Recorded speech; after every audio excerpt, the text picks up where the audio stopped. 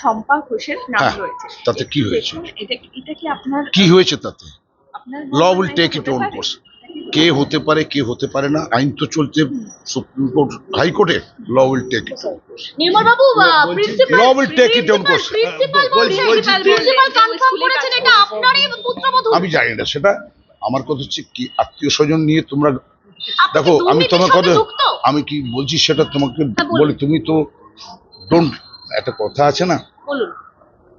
কথা হচ্ছে এটা যা বেরিয়েছে তোমরা যা পেয়েছো ও তো আইন আদালতে, তো সুপ্রিম কোর্ট হাইকোর্ট।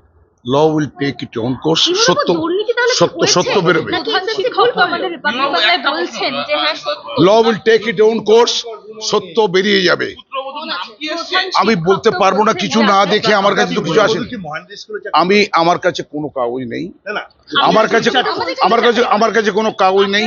যদি কেউ এসে থাকে, কোনো কাগজ এসে থাকে, আমি চেক করে বলবো। তবে ম্যাটারটা হাইকোর্ট সুপ্রিম কোর্ট চলছে, হাইকোর্ট সুপ্রিম কোর্টের বিচারে সত্যতা বেরিয়ে আসবে, মিথ্যাও বেরিয়ে আসবে। ধন্যবাদ সব, ধন্যবাদ ধন্যবাদ ধন্যবাদ।